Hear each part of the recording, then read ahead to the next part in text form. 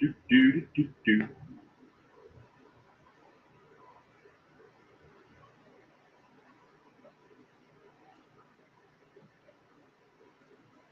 Good evening, interpees. Welcome to tonight's trivia. How am I doing? I am doing well. Can't complain. The temperature outside is finally behaving, not like a million degrees right now. 1 second here. I know it's gonna make noise. Just noticed look down at the microphone, two of the little straps to keep it from jarring around and come off there. Kitty Q, good evening and welcome to tonight's trivia.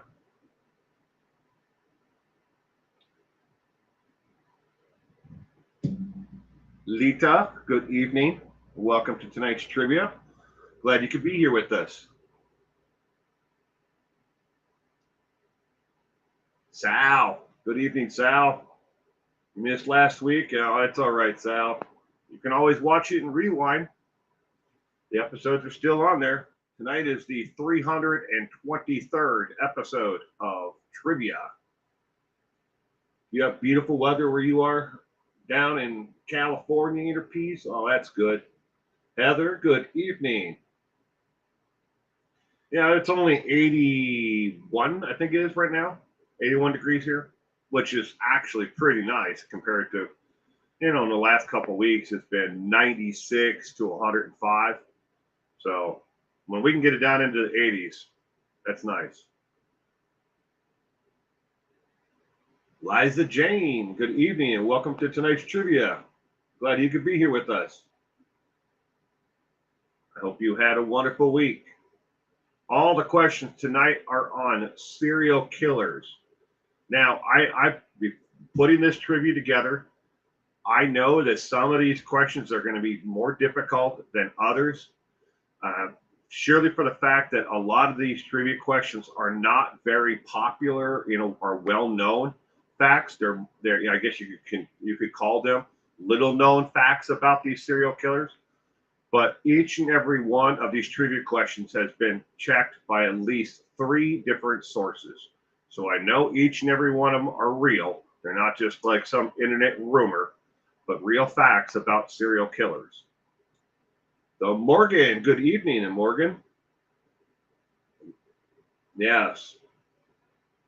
Make sure your all messages are not on top messages. This is true. Well, I'm glad you could be here with us for trivia tonight, the Morgan. I hope you've been doing well. I'm going to give it about another minute and 10 seconds or so. Wait for everybody to start popping in here. Everybody to join in. You took notes. I'm excited about this one. Well, good. Next week's trivia is already done. So all the questions that you're going to see tonight, all the trivia questions for next week are already done as well. It's on the same subject matter. It's a hodgepodge of different things on serial killers. These are questions that not necessarily are left over from other ones, but I put them all together because, well, they are more difficult questions about serial killers, but we'll get into it, and you'll quickly understand, why some of these are, a little bit harder. They're not as easily, known or well, publicized, facts about these serial killers. I took no notes, and I'm excited about this one. No notes for the Kitty Q. So there's a heads up for next week's trivia, episode 324, though, is all about serial killers again. All right, so let's go ahead and get this started for tonight, ladies and gentlemen. Again, like I said, this is the 323rd episode of Trivia Night. So, some of the content, seen or in this stream may not be suitable for all ages.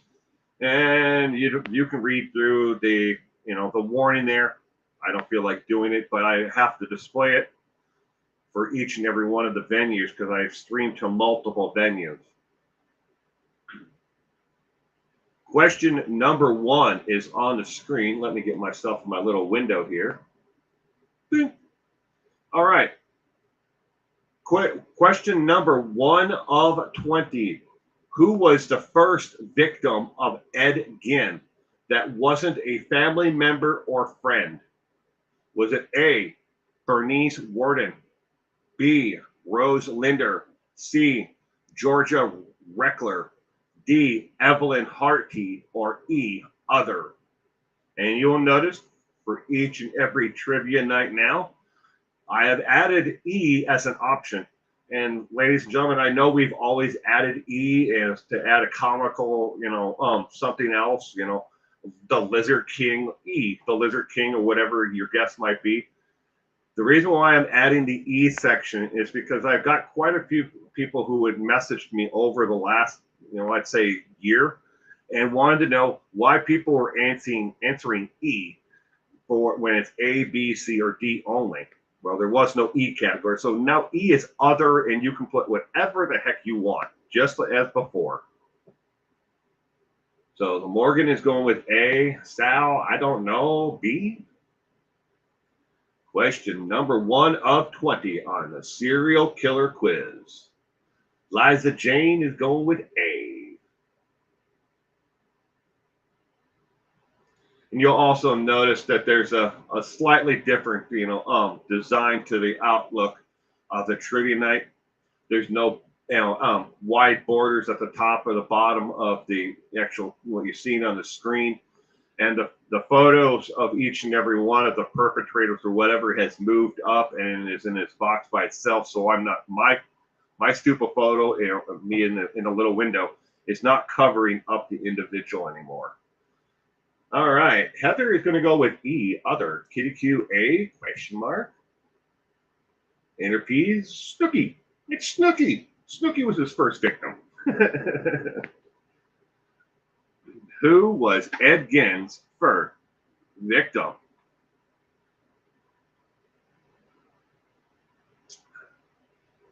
Question number 1 of 20. The Morgan's going with E, Lori Vallow. I wish he would have killed Lori Vallow. I don't think that would have been too much of a waste. Now, I'm not telling people to go out there and kill people because, what she did later on. But justice must be served for what she did. All right, question number 1. The correct answer is C as in cat. Georgia Weckler was Ed Gein's very first victim that wasn't a family member or friend. Now, keep in mind that Ed Gein, he had other victims that weren't necessarily murder victims. He had victims that were abused, beaten, and a couple of alleged, he was never convicted of them, alleged rapes. But Ed Gein's very first victim was Georgia Weckler. I think that's how you pronounce it. But anyways, going on to question number 2. Which victim of Ted Bundy was kidnapped in the state of Utah that he would be put on trial for, then act as his own attorney before the state appointed him an attorney for him? Was it A, Kathy Katie Devine, B, Kimberly Leach, C, Nina Neri, D, Carol DeRoche, or E, other?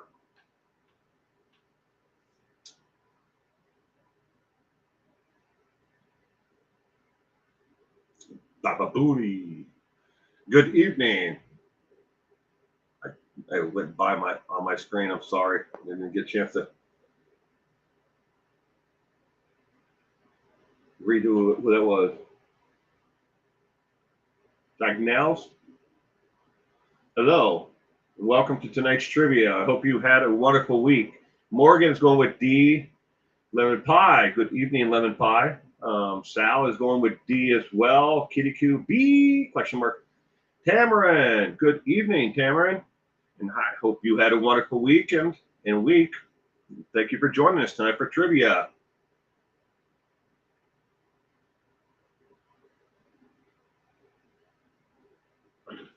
Question number 2 of 20 on serial killers. Which victim of Ted Bundy's was kidnapped in the state of Utah and he would be put on trial for and act as his own attorney before the state appointed an attorney for him. And remember, Ted Bundy acted as his own attorney in his murder trial in Florida as well. Johnny Cochran says interpees. Polly Shore makes an appearance. With lemon pie. Question 2 of 20. Heather is going with D.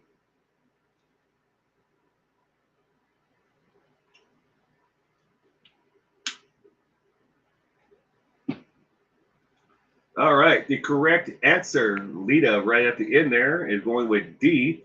The correct answer for question number 2 is, in fact, D as in dog. Carol Del Roche was kidnapped by Ted Bundy in the state of Utah, where he would act as his own attorney for the very first time. Jeffrey Epstein's baby sister. Question number 3. What job did Ted Bundy have where he later admitted it was too much temptation for him because it gave him access to a lot of women?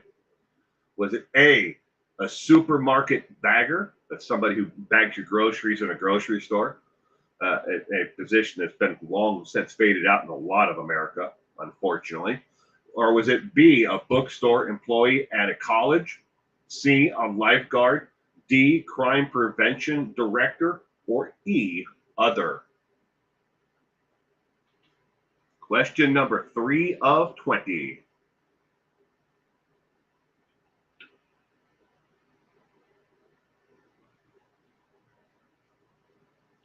Bikini fitter, says Cameron. Sorry. Trying to do this, crush this water bottle away from the. Hey, and I made that. Tossed it across the room and made it right into the trash can.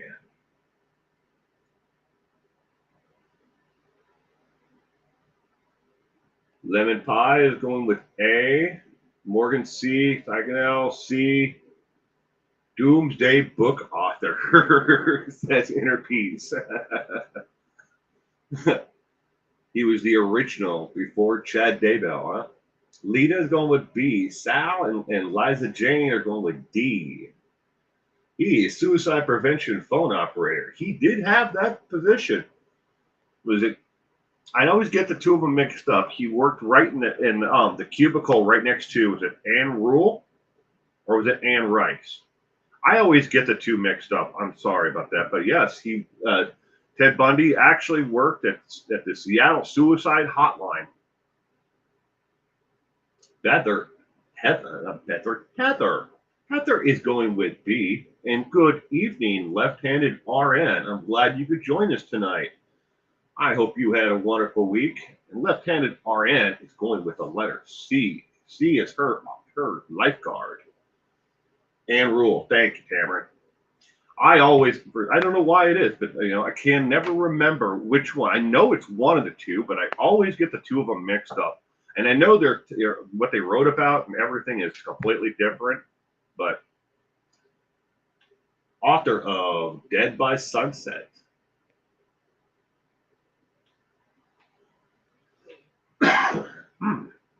Excuse me.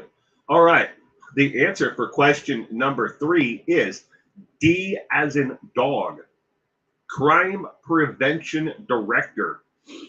Ladies and gentlemen, while Ted Bundy was a crime prevention director for the Seattle area, Seattle, Tacoma, he actually helped write a pamphlet that they handed out to college students and to women in certain areas. They didn't blanket the entire city with them, but in higher crime areas, that told them how to be aware of their taught them about how to be aware of their surroundings, who was around them, and how to prevent crimes against them. But Ted Bundy helped write that book, not book, but pamphlet. It's only like 8 pages. But as a crime prevention director, he said while he was on death row in an interview that he had to quit the job. He had to leave the job because it gave him access to so many.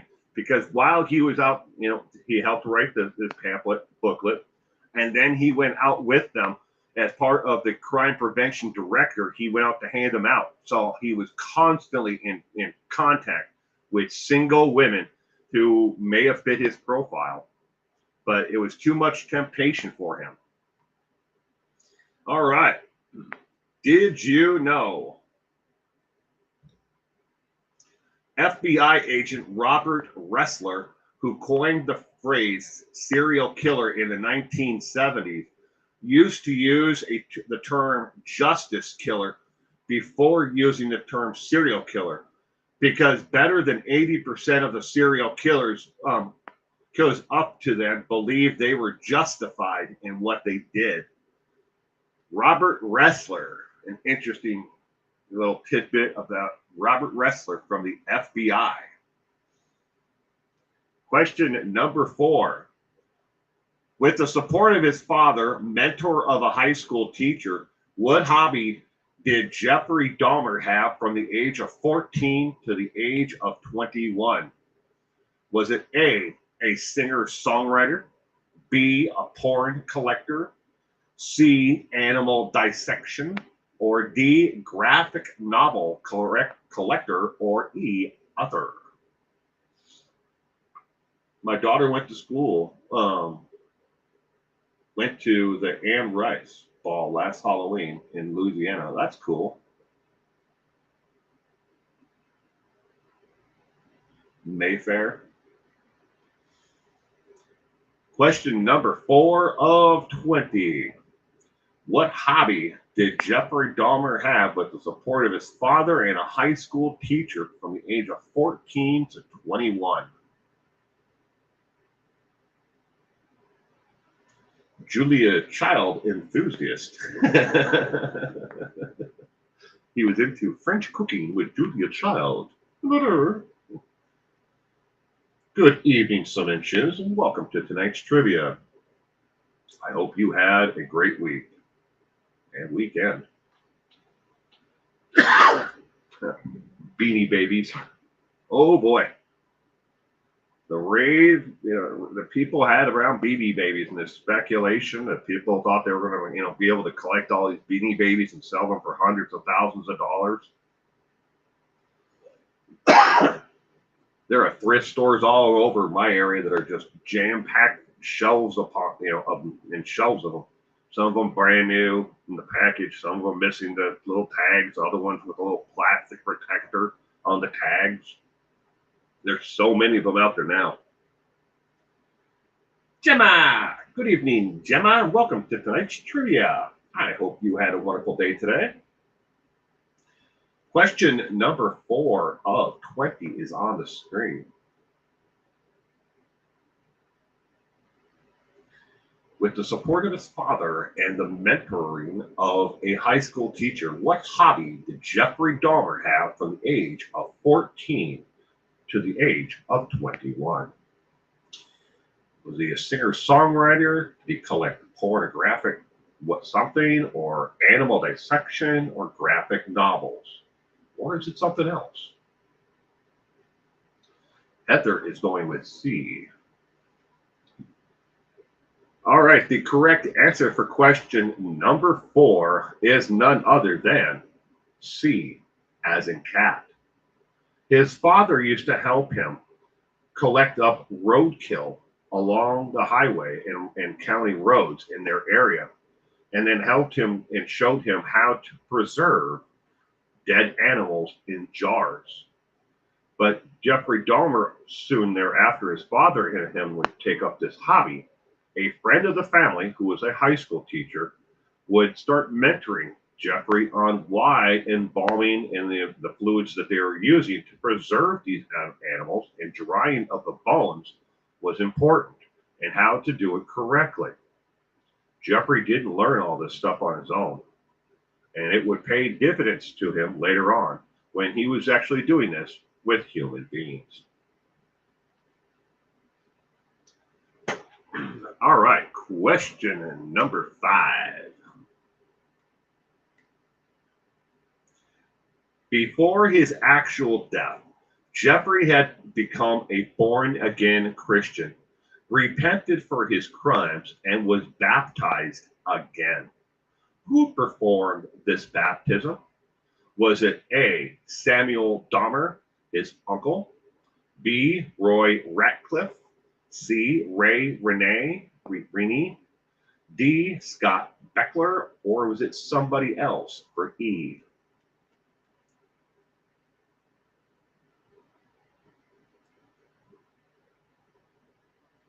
Before his actual death, Jeffrey had become a born again Christian, repented for his crimes, and was baptized again. Yes, ladies and gentlemen, when Jeffrey was just a toddler, he was baptized for the first time, and then he was baptized again once in prison. F. Chad Daybell. Kitty was going with E. Ned Flanders. Oh, good old dad. Doodly doo. David Miscavige.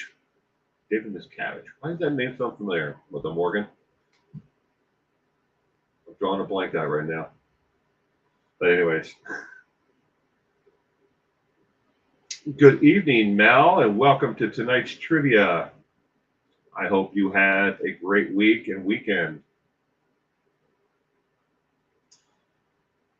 First time didn't take. It certainly didn't work. Gemma is going with A. Father Guido Sarducci. I missed Guido. Guido Sarducci from Saturday Night Live. Scientology, says the Morgan. All right, the answer for question number 5 is B as in boy. Roy Ratcliffe, who is an ordained minister. He has moved around between multiple, well, I don't know if he's alive anymore, but he moved around between Baptist, Lutheran, and Pentecostal churches. He did not have an actual singular church that he attended. He attended all 3 of those different, churches at the same time, and then other ones, he kind of went back to. It was more about the Christian faith, in his words, and the people who were in the congregation itself.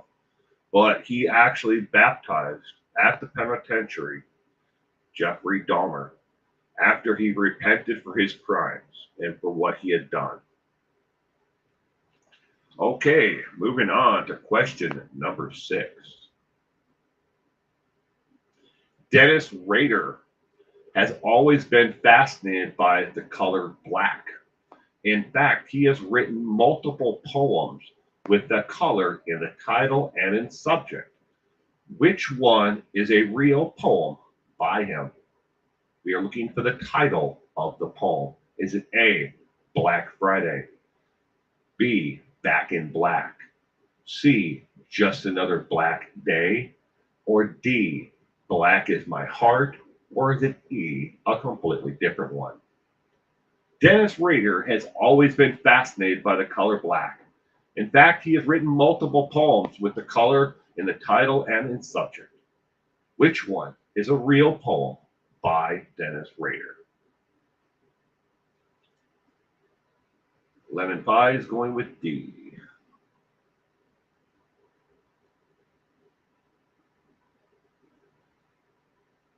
Once you go black, you're homicidal.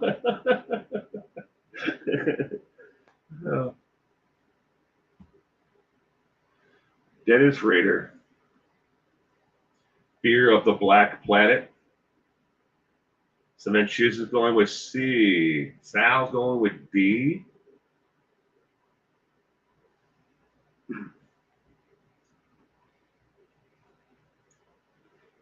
D sounds like a plausible choice. It could be. Lieutenant Orange going with A. Gemma going with D. Liza Jane going with A. Kitty Q. C. Question number 6 of 20. Pirates of the Black Pants. All right, the answer to question number 6 is A as in apple, Black Friday. This is an actual poem that he wrote while he was after his arrest and conviction and was sent away to prison. He wrote the poem Black Friday. Something you also, an additional bonus thing about Dennis Rader is Dennis Rader has submitted multiple poems and short stories to different prison publications all across the United States. A couple of his poems have been published in different prison newsletters, publications, newspapers, that they have. If they have a newspaper, it's been published in one of those. Or if they have a newsletter that they print out, they have, he's had a couple of those.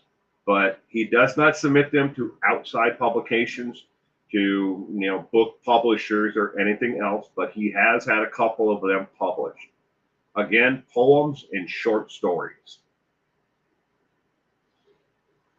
But he did write about his preference for black undergarments. No, Black Friday likely had nothing to do with special sales, right? Very little chance. All right, question. Oh, did you know is next?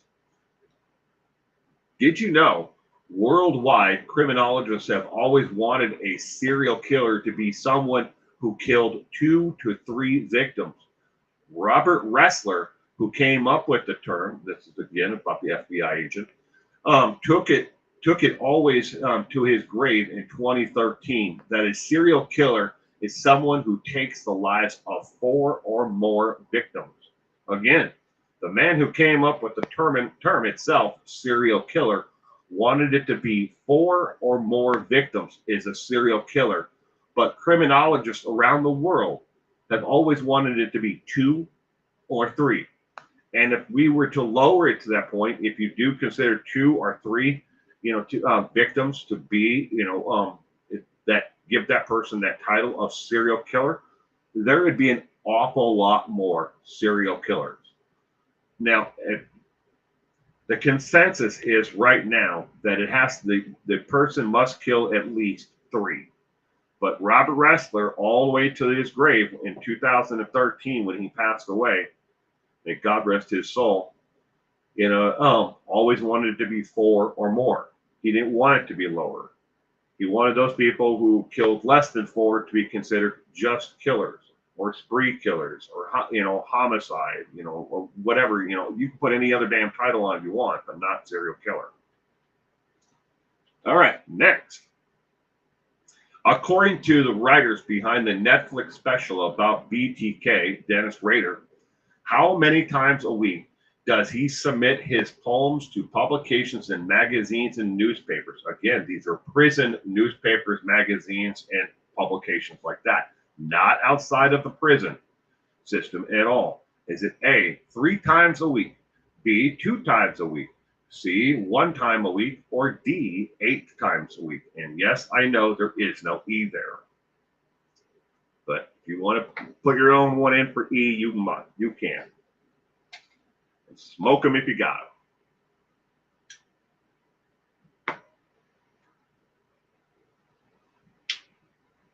Did you know serial killers don't eat cereal? Da-da-da. It's good, Interpeas.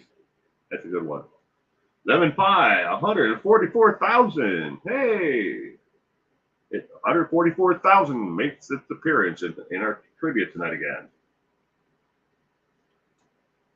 That's the reference to Chad Daybell and Lori Vallow believed that they were 2 of the chosen ones to lead those on the other side of the veil from the book of Revelations, 144,000.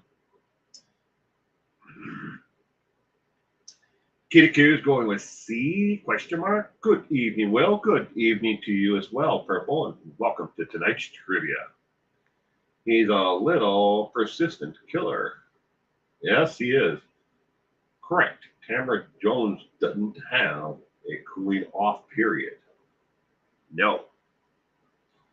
And that's the thing that makes, people are just homicidal and kill people and in massive amounts, like, Columbine or Sandy Hook or whatever. Those are, yeah, they're technically, those kids would be serial killers in that aspect because they claimed more than four, but there is no cooling off period in between, the homicides. It's all ba-da-da.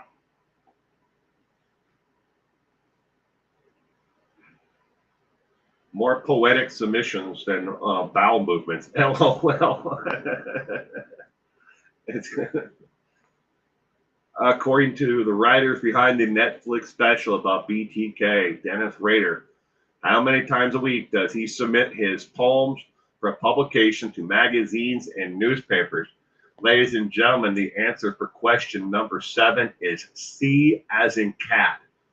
Once a week, he mails out his poems to different prison newspapers and magazines for publication. Once a week. He only gets the access, mail coming in once a week and mail going out once a week. He doesn't have access to, well, he was in, and before he got moved to where he is now, he had access to mail and sending out mail more often, but now he only gets incoming and outgoing mail once a week. So that's all he gets. But once a week, he always makes sure to send out his poems. And you might be wondering, like the Black Friday, the poem itself, have I read it? I have. And it's not the best, but it's also not the worst. I have written a lot more garbage than that. All right, question number 8. The slide into madness started years earlier for David Berkowitz. He was actually forced out of his apartment by a mob because he kept staring at kids. Where was this? Was it A, in Yonkers, New York, B, Brooklyn, New York, C, Seaside, New Jersey, or D, Co-op City, New York, or E, other? The slide into madness started years earlier for David Berkowitz. And by that I mean years before he started killing people and thinking that that a demon dog next door was talking to him. But it actually started years before. He actually was forced out of his apartment by a mob because he kept on staring at kids. Where was this? The Jersey Shore. Sesame Street, says Cameron.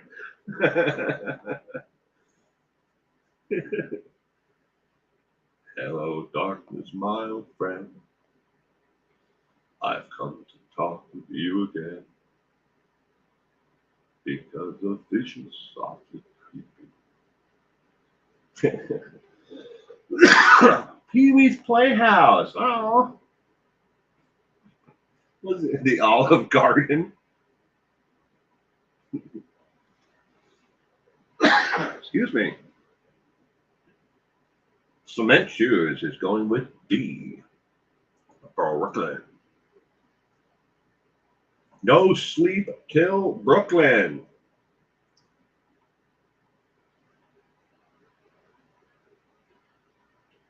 Left-handed RN is going with A. Heather is going with B as well.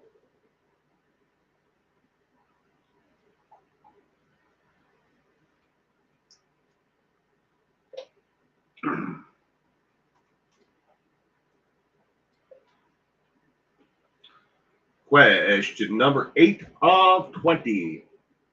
The correct answer for question 8 is D as in dog, Co-op City, New York.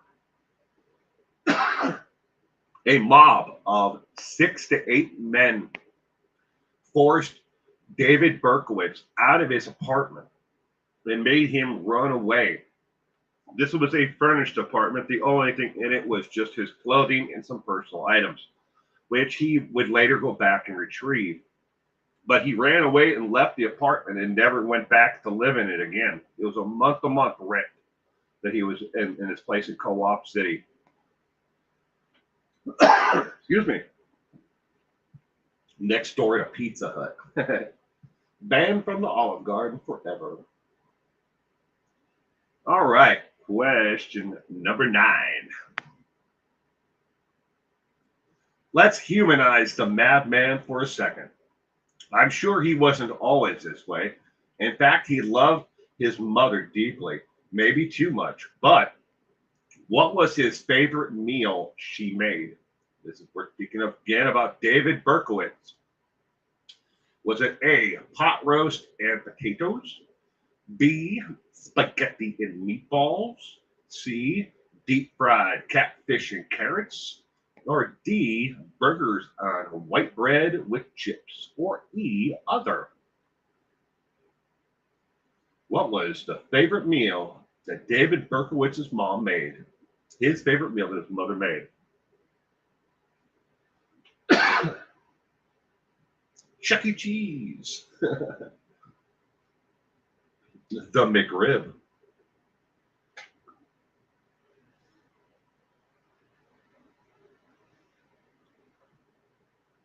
There's a company that actually makes the Morgan. There's a company that actually makes a sandwich that is like the McRib that you can find in your freezer section. At least, here on the west coast of the United States, we can find them. I cannot remember the name of the company though, but they make a sandwich that looks just like the McRib, but it's a frozen sandwich that you just take and pop in the microwave. Candy corn, peanut butter, and jelly on toasted crackers. Kitty Q's going with B, and P's going with E, cereal.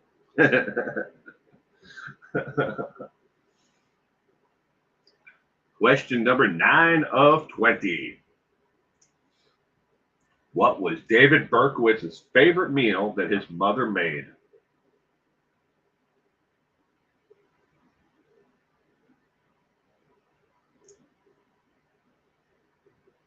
Alrighty, ladies and gentlemen, the David Berkowitz's favorite meal that his mother made was none other than A, as in apple, pot roast with potatoes was the favorite meal of David Berkowitz. And it was one of the meals he requested multiple times. Asked the jail when he was first arrested if he could have it. He asked for it when he was on trial. He asked for it all the time. David Berkowitz wanted pot roast and potatoes. He wanted it, see if they could make something that was, reminiscent of what his mother made for him. He never got it though. Nobody made him pot roast and potatoes. All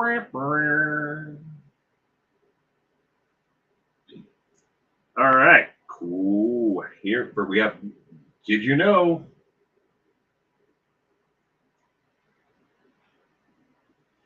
What was the very first political office John Wayne Gacy was appointed to be the head of prior to him being named Small Businessman of the Year? Was it A, Public Utilities Commissioner, B, Public Works Comptroller, C, Public Street Lighting Controller, or D, City Council or other? What was the very first political office that John Wayne Gacy was appointed to be the head of prior to him being named Small Businessman of the Year? Heather says, I love pot roast and potatoes and carrots. I haven't had it myself, pot roast, in a long time. It's not that hard to make. I mean, I could make it, I just never do.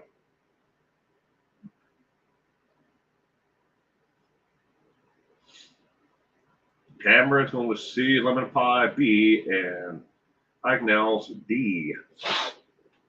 Excuse me. Miss Utility.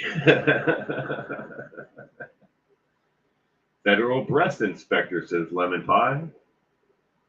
FBI. Federal Breast Inspector. I don't think that's what it was, though. It could have been, though, if it was someone else besides John Wayne Gacy.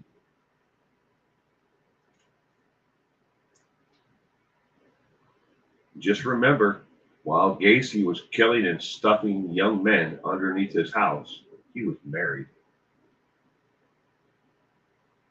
Like what? Kitty Q is going to go with a question mark. Is it A? Did we skip the did you know? No, we did not. I'll go back and I'll show it to you again, Kitty Q. The most active year ever for serial killers was the year 1987. I guess we did skip it.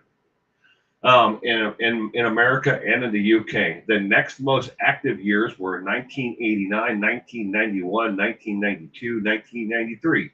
Then it skips to 1995, then skips again to 1997, 98, then skips 1999, and goes to 2000, and then every year since then. But 1987 was the most active year for serial killers, according to the FBI and the National Institute for Justice. Have never agreed on exactly why they've seen the spikes in those years. But 1987 was the most active. All right, but thank you for pointing that out. That we did skip that one. I thought there, just before we go to break here, we have a did you know, a question, and then did you know? It's like boom boom.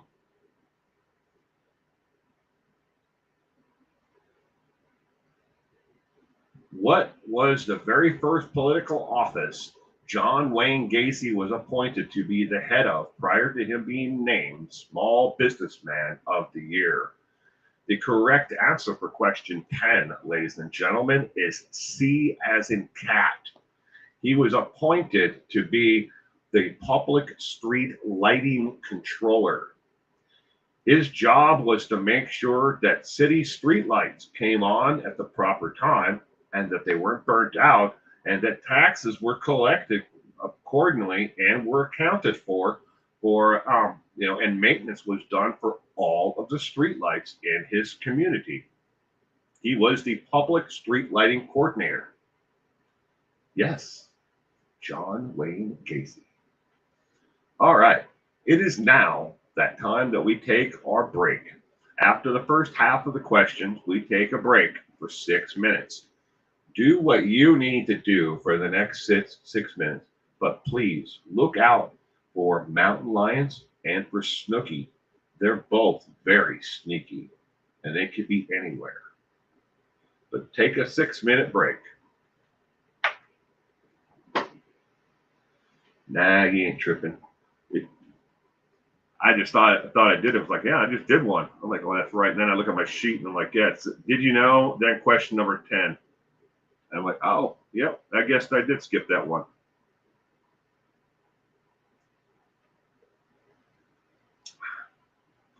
Handcuff manufacturer. Handcuffs and that rope trick. The magic trick. And then he used it to kill them.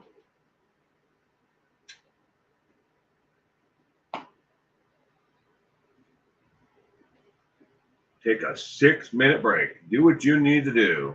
Go get something to eat, use the facility, smoke a bowl, do whatever you want to do and whatever you do for 6 minutes.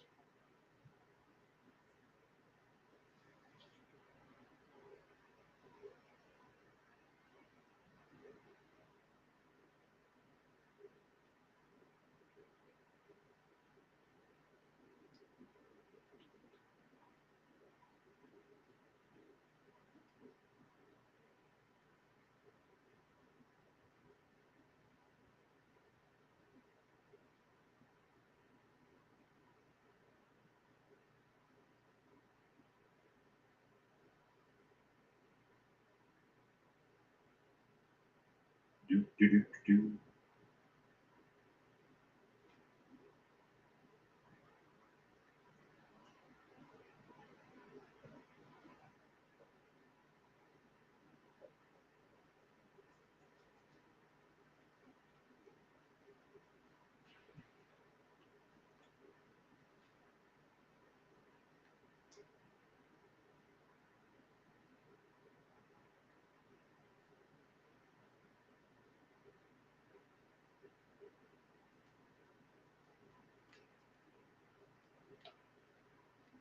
A little bit more on the last Did You Know?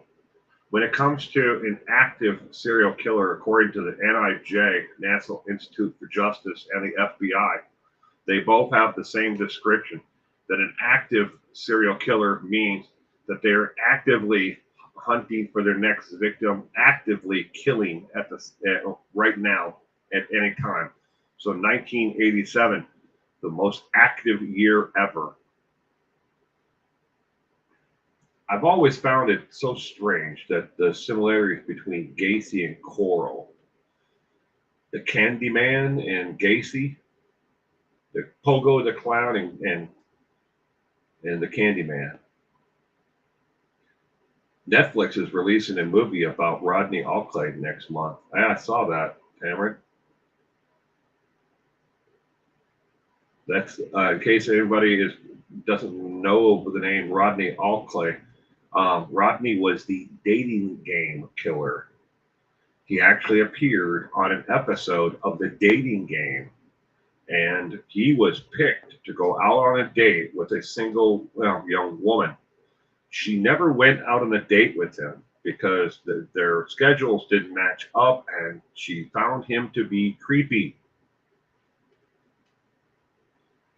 Called Woman of the Hour. Yes. And Netflix, if you've ever watched the Netflix series Monster, in season 3, the guy from Sons of Anarchy is going to be playing Ed Gein in season 3 of Monster. I don't know about the rest of you, but Netflix puts out some pretty good shows. I got to give them that. Thank goodness she had Bad Vibe. Yeah. Or she most likely would have been one of the Rodney's victims. Sometimes you just have to listen to it. That inner feeling, and go with it. Say, no, I'm not going anywhere near this person. I'm not going on a date with this one.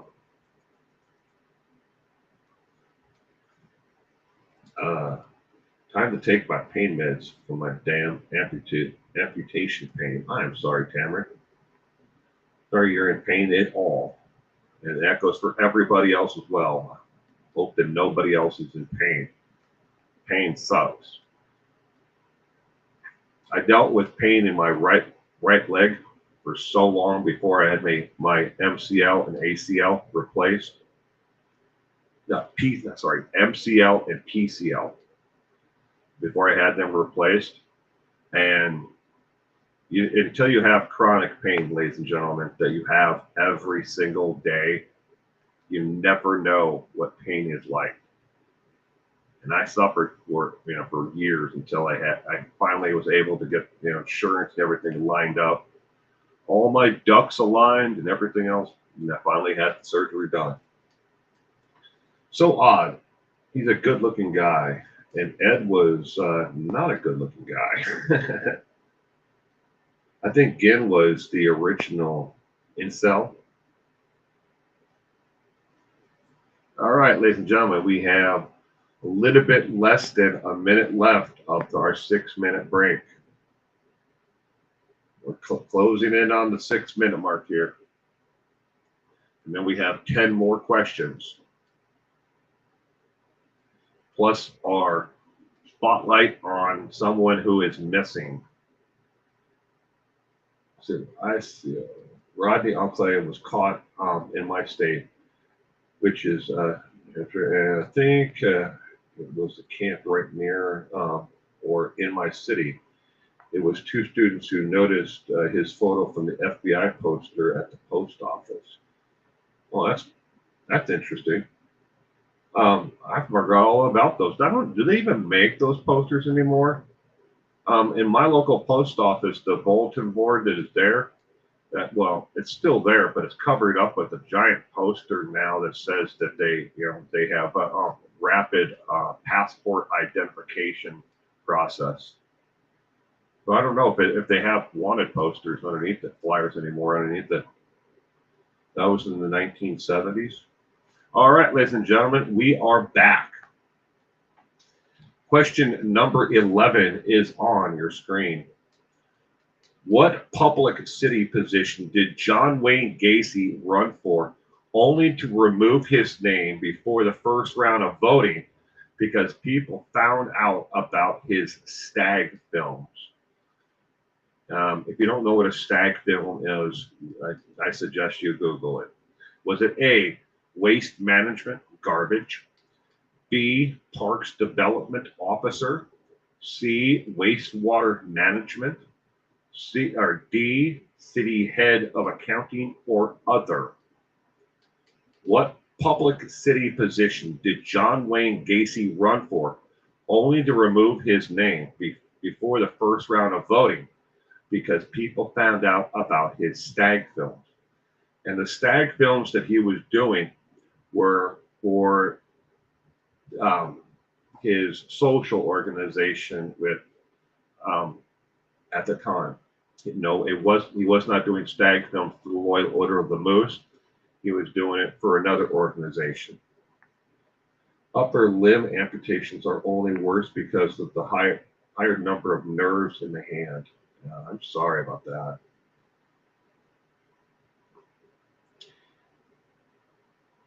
Question 11 of 20.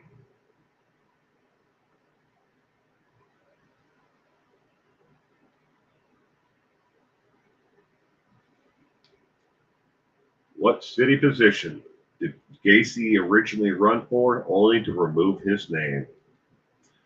We got B, Sal B, Morgan's B. No, I think B.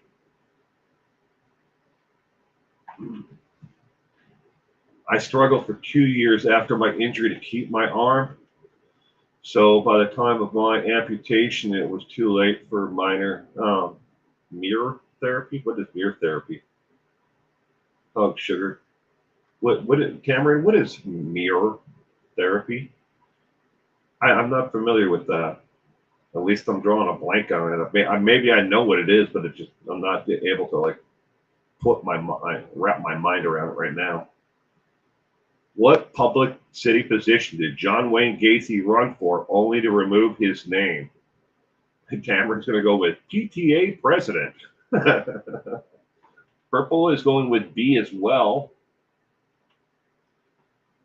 Heather is going with C.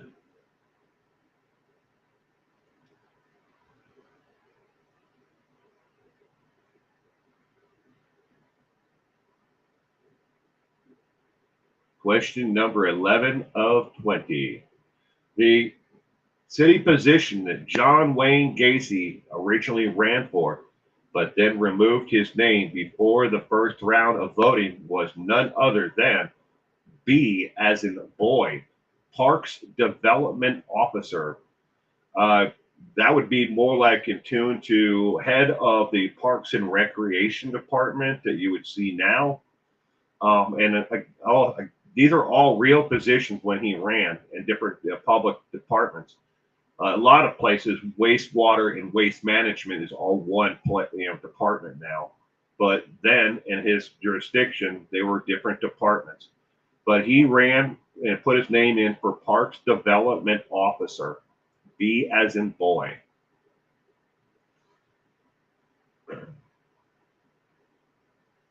$11 knee surgeries, and one being a TKR and 3 shoulder surgeries. Wow, I've lost track. I bet we're really close on the number there for knee surgeries, though. I've had so much orthoscopic surgery on both knees, left and right.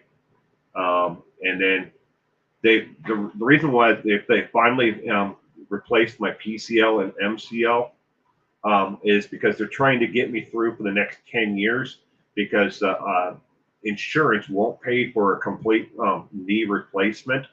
So my orthopedic surgeon is like, hey, let's just there's nothing left of your knee, at all. It's pretty much bone on bone in here, and there's nothing we can do about that, to make it better. And we have to get you through the next 10 years before the insurance will pay for the complete knee replacement. But I'm eventually going to get there, though.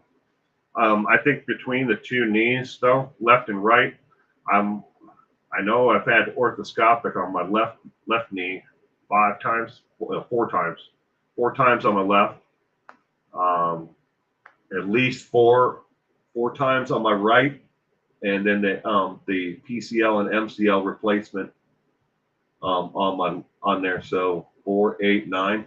We're pretty close. Not that it's something you want to. Hey, look at me! I've had all these surgeries. I didn't take care of my body when I was younger, and that's what did it to me. All right, question. Let's see, number 12. Richard Ramirez, aka the Night Stalker, often left a calling card at the crimes he committed. They weren't all pentagrams. What were they? Were they A, playing cards, B, letters on notebook paper, C, words carved into wood, or D, Dear John letters, or E, something else?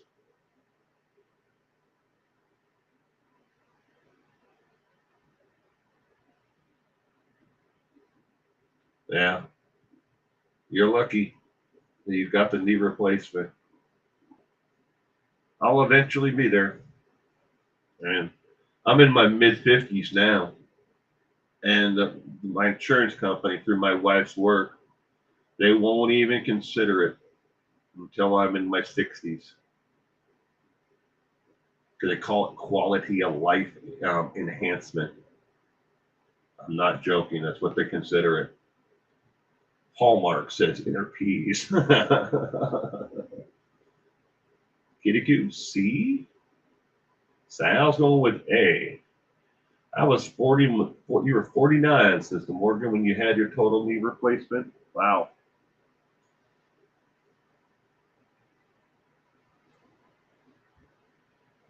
Then maybe it's just the area that I live in, because we've got Kaiser Permanente now. They're not that bad, an insurance company. I mean, I don't know of any great insurance company, but they're not that bad. We have definitely had a lot worse. E, messages in the victim's blood on the wall. Morgan and the purple are going with A.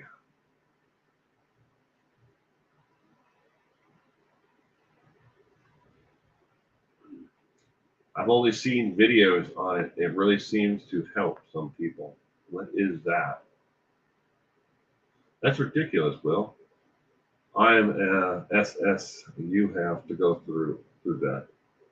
Yeah.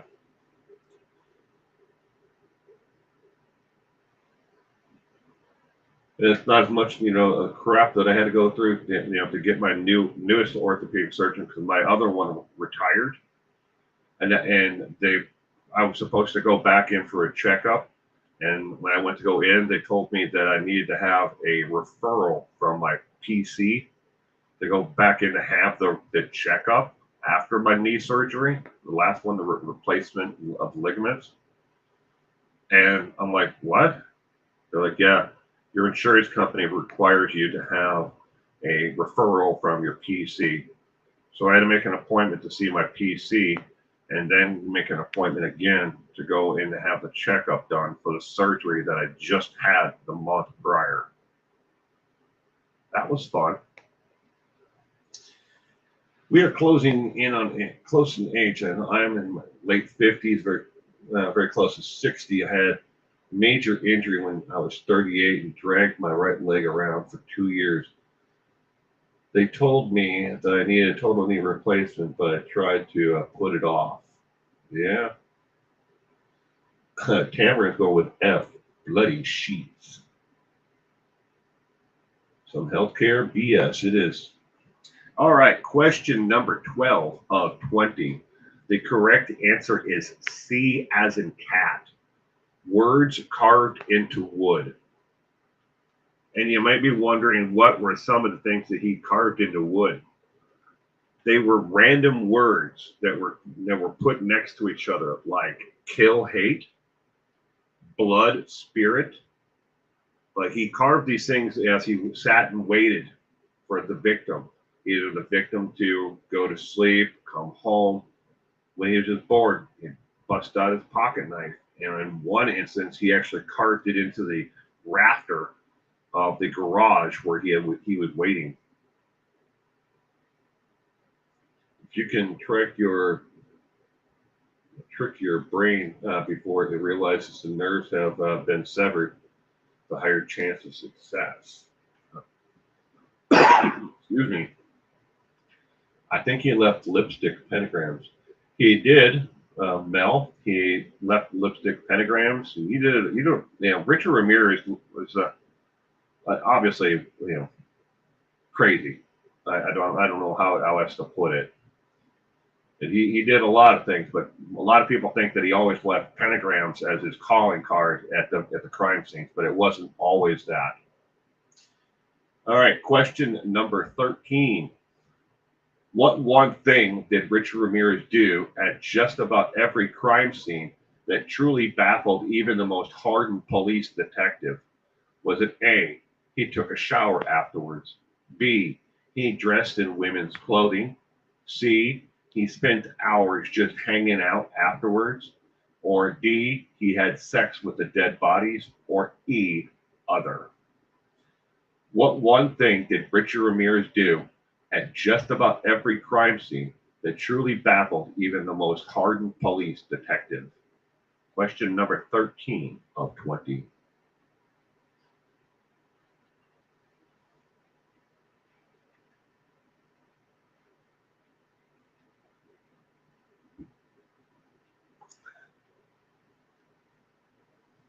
Kitty Q is going with C. Right now, C. If I see, purple C. Richard Ramirez, the Night Stalker. Sal's going with C. Interpiece. He sold them Amway. Hey, ladies and gentlemen. Speaking of odd things like Amway, did anybody catch the story in the news this past week that the company Tupperware has filed for bankruptcy? Tupperware has filed for bankruptcy. They can no longer compete underneath the current debt and income structure of people having Tupperware parties and door-to-door sales. And they're late to the game only been on Amazon for a couple of years now, but they're late to online sales altogether. But Tupperware filed for bankruptcy, not complete bankruptcy like they're going out of business, but debt protection from their creditors so they can restructure and then without harming the actual name, the brand Tupperware. Read a few chapters of Chad Daybell's books.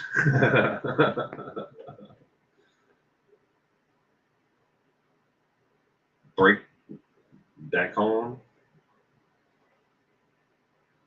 No. Kitty Coo, I saw that. I actually still collect the Tupperware. Every time I see it at a yard sale or someplace else or a thrift store, if it's something that I can find an actual use for, I buy it. Not just storage containers, colanders, containers that hold flour and sugar. You can't beat the quality of the actual plastic itself, and it doesn't, warp in the dishwasher. But chapter 11, yeah, Tupperware, really, they really did, Mel. But they're trying to save their asses from not only their creditors, but they're trying to save the company and the brand.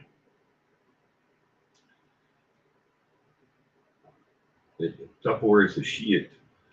This cheap stuff is okay, but I got my original stuff.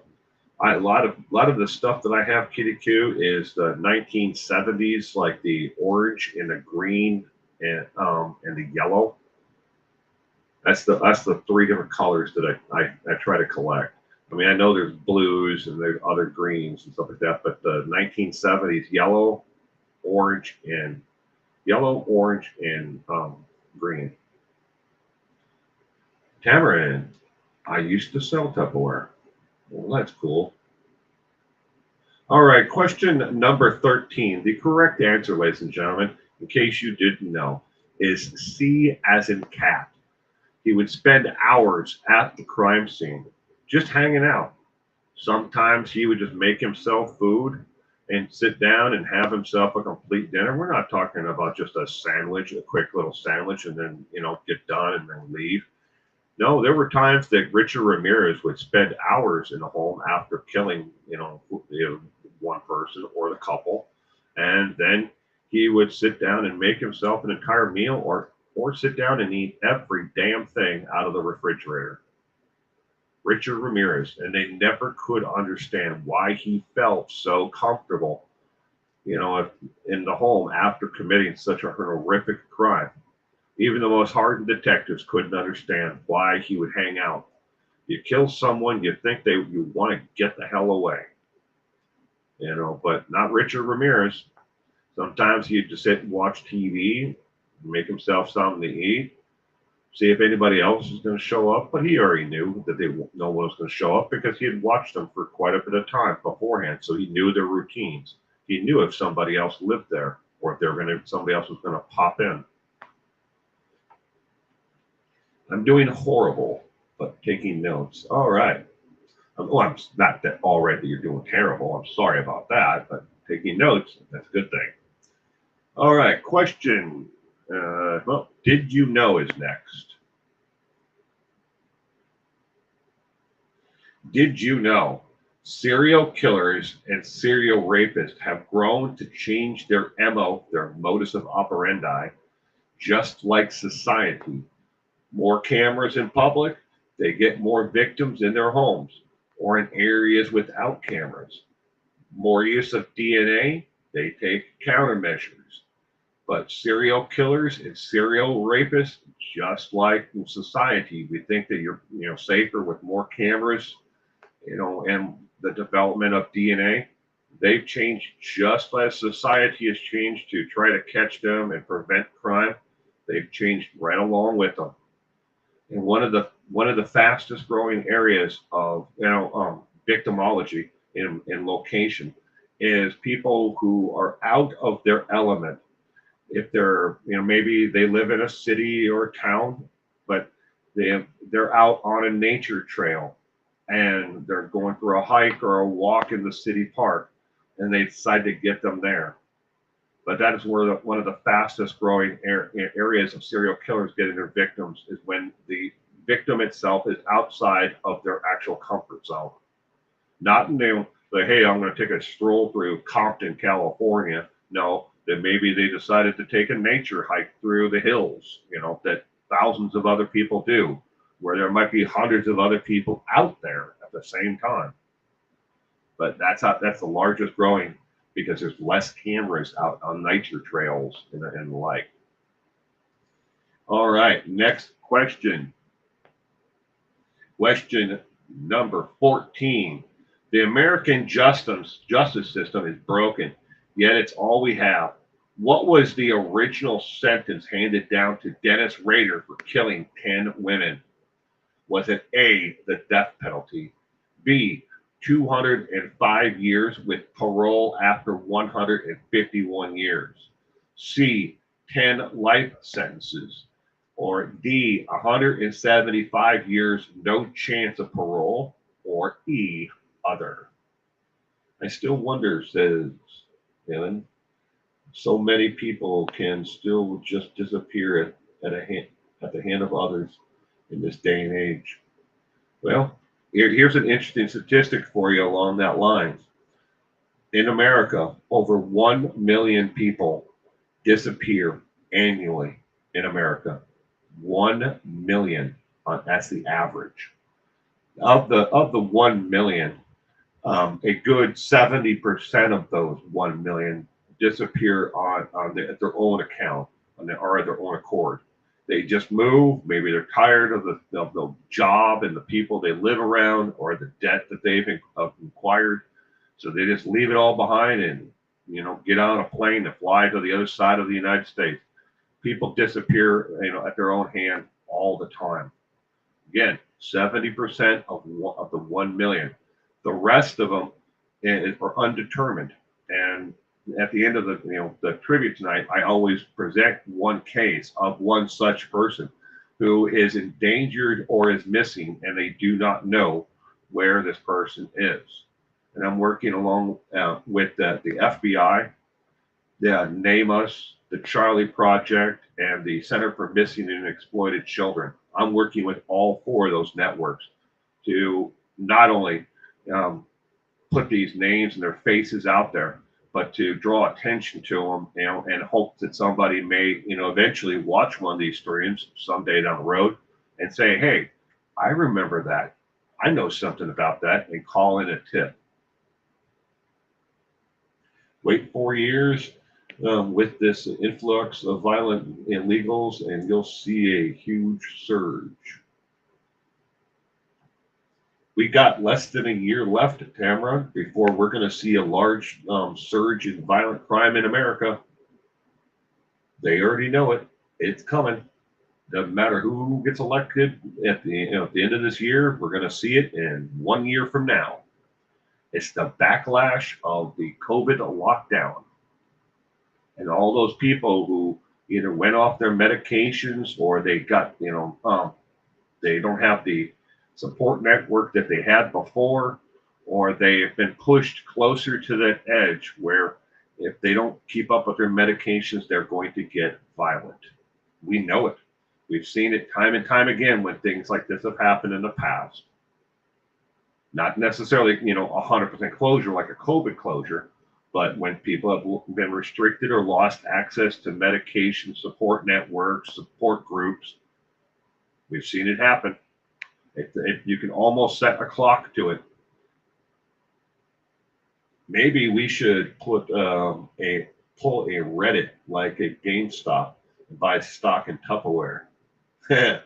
Oh, you're talking about like meme stocks, the meme stocks, what they did with GameStop.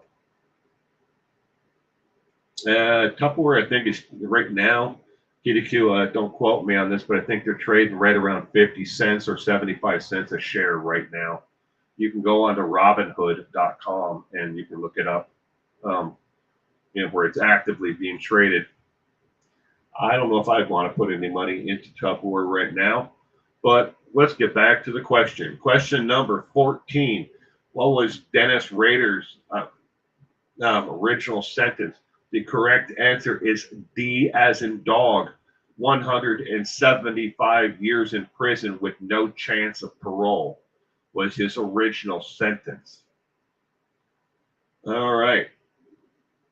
Question number 15. LSD, Mary Jane, the Beach Boys, and an awful lot of booze. What was the name of the followers of Charles Manson? Were they called A, the family or Manson family, B, the Pretty family, C, the Ortho group, or D, the TN family, Together Now family, or E, other? LSD, Mary Jane, and the Beach Boys, and an awful lot of booze. What was the name of the followers of Charles Manson?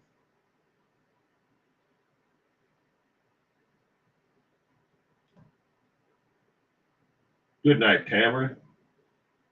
I hope you have a wonderful week. Thank you for being here with us tonight.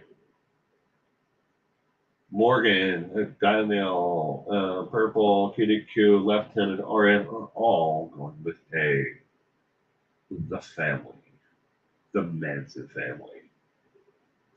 Mel is going with D. The Morgan. Charlie's Angels. Lemon Pie is going with A as well.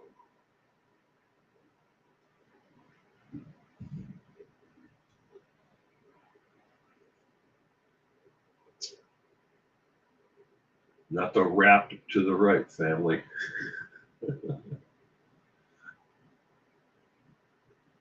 The wrapped too tightly family. The Tupperware family says lemon pie. Inner Peas, the Doobie Brothers. Heather and Mel are both going with A. As LSD, Mary Jane, the Beach Boys, and an awful lot of booze. What was the name of the followers of Charles Manson? Question number 15 of 20. The correct answer is A, as in apple, the family, or the Manson family. They were known by both. Depending upon which member of the family you spoke with, they either called themselves the family or the Manson family. All right. Question number 16. What legally happened to the Manson family ranch after Charlie and the rest were convicted of murders? What happened to the Manson family ranch? Was it A, rest of the family sold it? B, the IRS took it from them? C, it was sold to pay the victims? D, nothing, it wasn't legally theirs to start with? Or E, other? What happened to the Manson family ranch? We are family. The sisters and brothers and me. We are family. Mel is going with A. Well,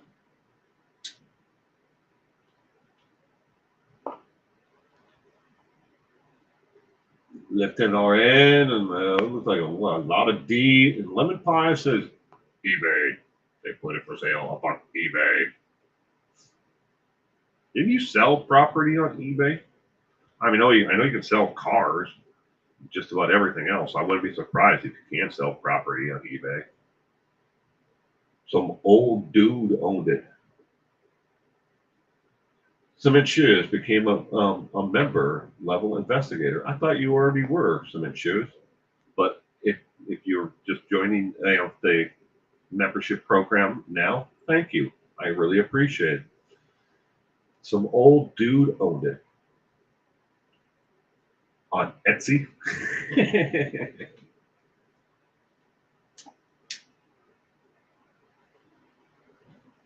I actually bought a ceramic and glass bug, a caterpillar on Etsy not too long ago for my wife.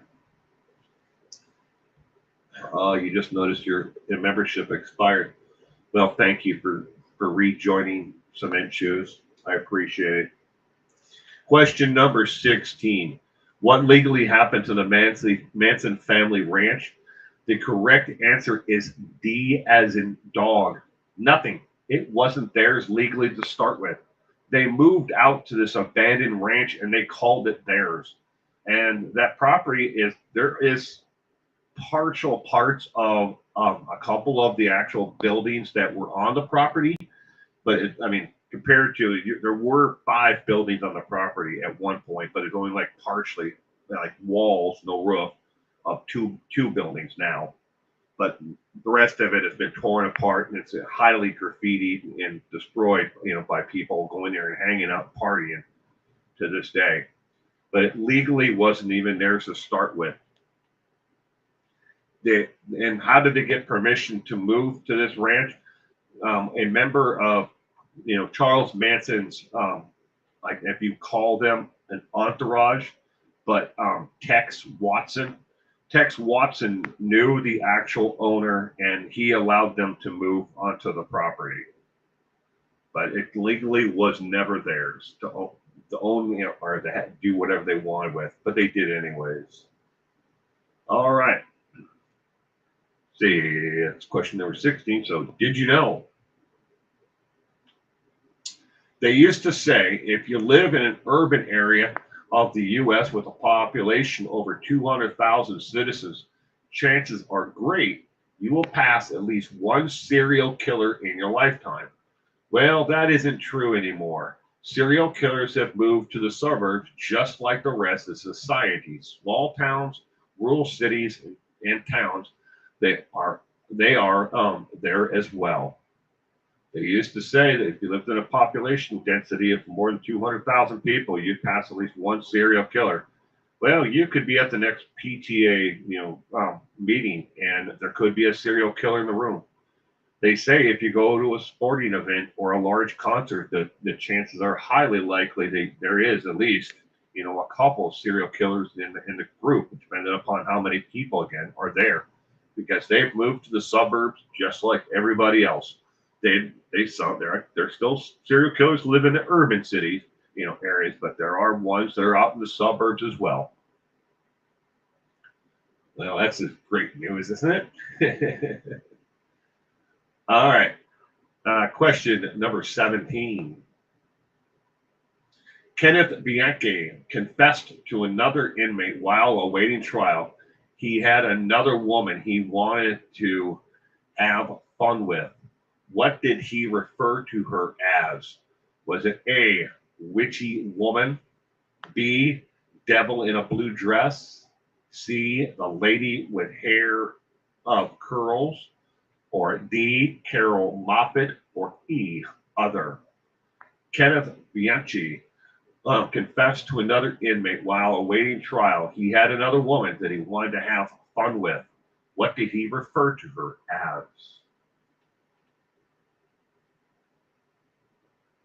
I don't want to know how many I came across working in a gas station. Ooh, probably way more than you want to ever know, Heather.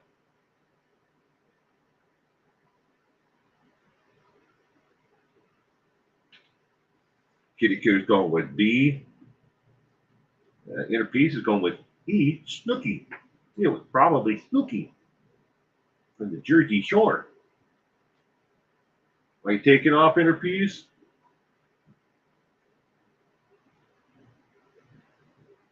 Joy Bar says lemon pie. If you're taking off, Inner Peace, good night and thank you for being here with us tonight. You have a terrific week ahead. And thank you again for the email the other day. I did read it and I just hadn't had a chance to respond back. But it is a very interesting, because it's kind of like, oh, Christopher Watts, what's for dinner? Like you said, everyone is telling me good night. I don't know. Somebody's taking off, I guess. Maybe it was Cyan that's taken off. I can't remember. Maybe that was who started it.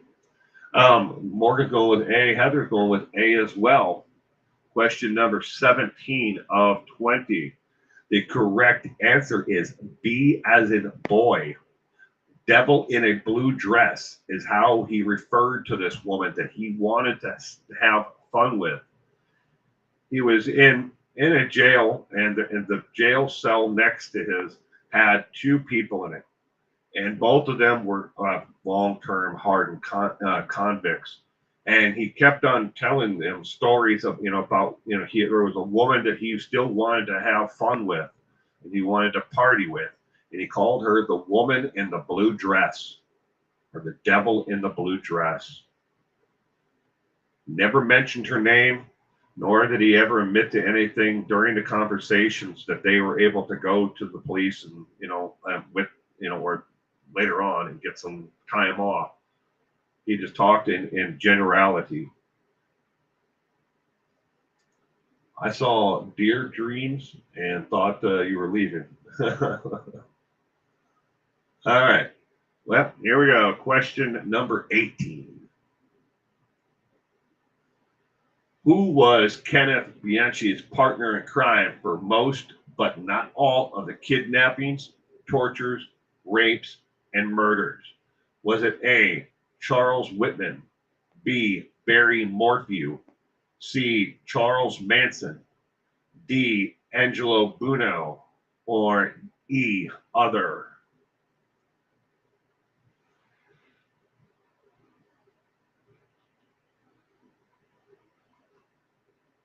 Who was Kenneth Bianchi's partner in crime for most, but not all, of the kidnappings, murders, rapes, and murders?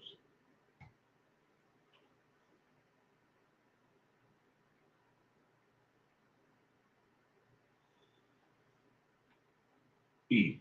Chud. Chud Daybell.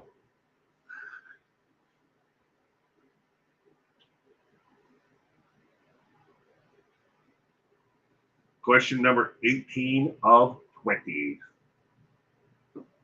Polly Shore. Polly Shore. Lemon pie go with D as well.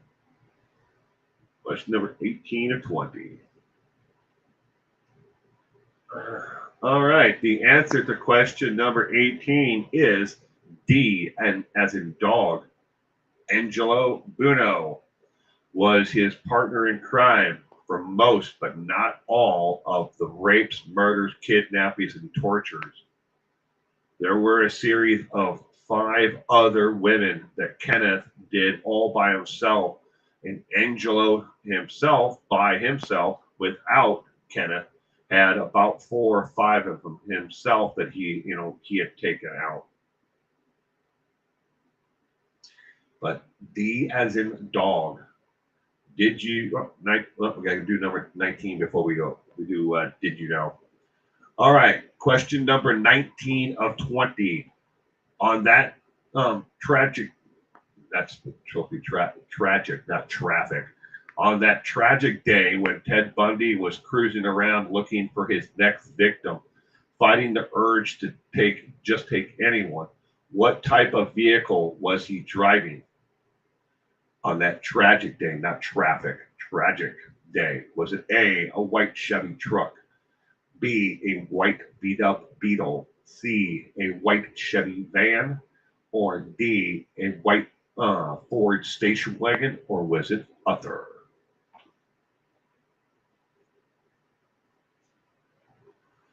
On that tragic day, when Ted Bundy was cruising around looking for his next victim, fighting the urge to just take anyone, what type of vehicle was he driving? Teddy. Oh, Teddy. You homicidal maniac. A unicycle says lemon pie. A unicycle. A van down by the river. And was Teddy the motivational speaker in that van? Yeah, B, B, B, B, and Kirikou is going with C.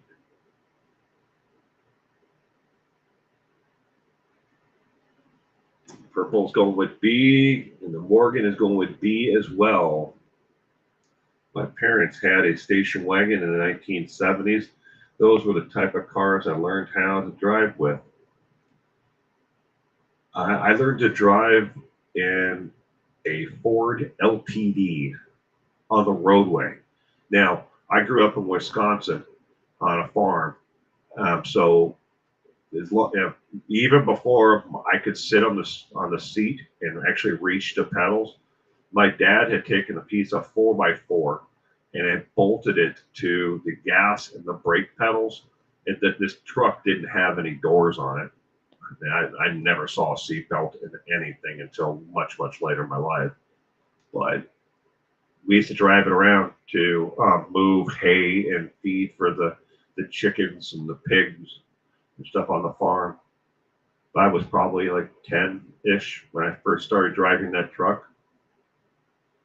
But on the roadway, it was a Ford LTD, 1970s Ford LTD, dark blue with green interior.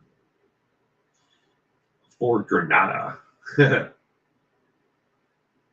We had a station wagon though. We had a Chevy, a green station wagon with that fake wood paneling on the side, and it had that they call that rumble seat, and all the way to the back by the door, by the back tailgate that faced looking out the back. That's where I always sat there, because I had 4 sisters and me. I had to find some place to sit that was by myself. They all were all pests to me back then. Station wagons were cool. My brother and I sat in the back and flipped off the people behind us. I learned to drive on a station wagon with the 444 barrel and an electro Buck 225. Cool. You let kids steer and sit on your lap from the bus stop to the house, like 2 blocks. Sin is going with the Beetle. Question number 19. The correct answer is actually C as in cat. It was a white Chevy van. The Volkswagen Beetle that Ted Bundy did drive is yellow. He had drove a yellow. He never had a white Chevy truck. He never had a station wagon, but he did have a Chevy van, a white Chevy van. And it just happened to be the vehicle that he was driving on the day when he abducted and murdered Kimberly Leach, the little girl, his youngest victim by far. Learned to drive a 1956 Chevy two-door in the desert of eastern Washington. There you go.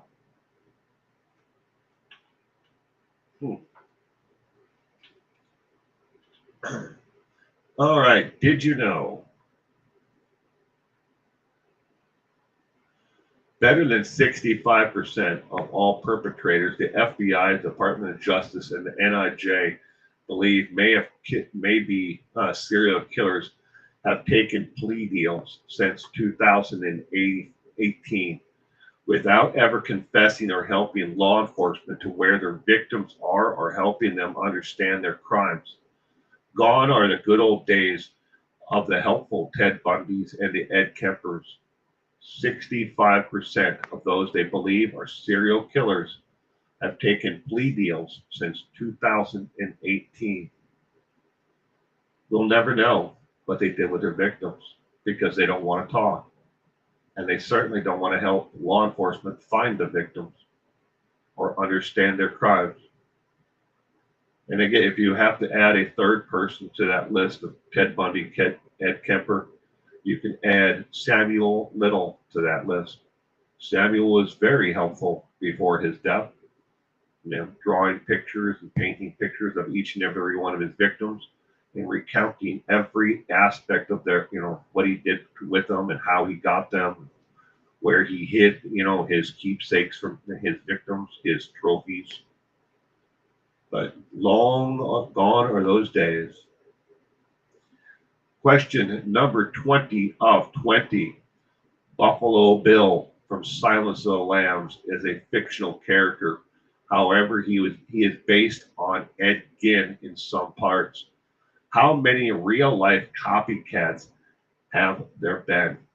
We are looking for copycats of the crimes like Buffalo Bill, where somebody kidnaps an individual and then makes a bodysuit out of their skin or whatever. How many copycats like that have there been? Is it A, 8, B, 19, C, 21, or D, 4, or E, other?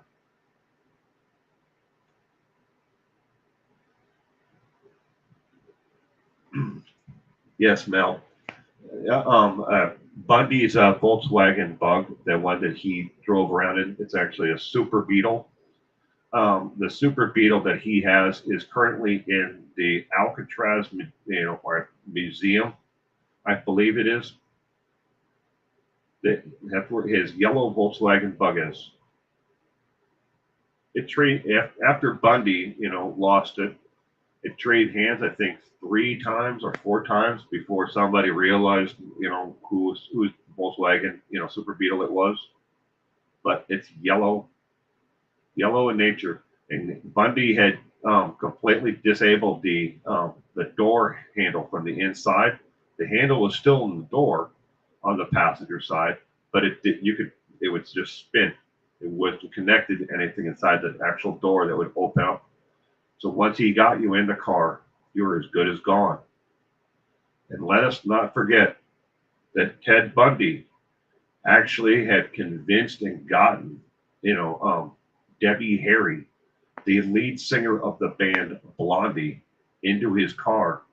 And she almost became a victim of Ted Bundy's. But soon after getting in the car, She realized this was a huge mistake, and this man was giving her serious creepy vibes. But lucky for her, the window was down just enough for her to reach her arm out and push the button on the door from the outside so the door would open. And when he made the next turn, she rolled out of the actual car. Debbie Harry, we almost never had rapture. Bundy's last victim, Kimberly Leach, was only 12. She was just a child, and he suffocated her in a mud puddle. Yes. Didn't he take out the front seat as well? I don't believe he ever did. He may have at some point, the Morgan. But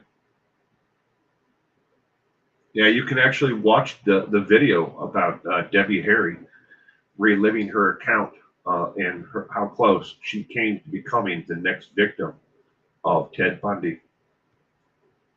RuPaul just got here. Well, RuPaul, we're on question 20 of 20, but you can watch and rewind or hang out in the chat for right now. I hope you're doing well, sweetheart. All right, the answer to question 20, the correct answer is D as in dog. There have been 4 copycats of a killer who was like that of Buffalo Bill, who kidnapped and kept people alive, like he did with Clarice, kept her alive. I don't know if they made these copycats said put the lotion in the basket. I don't know if they went that far, but there were so many similarities to the crimes of Buffalo Bill that they actually called them copycats of Buffalo Bills. 4 total. All right. Now, this is completely optional. Some people like to give themselves a letter grade or keep track of how well they did on tonight's trivia. You can give yourself a letter grade if you want. And again, it's completely optional. No one is better at this than anyone else.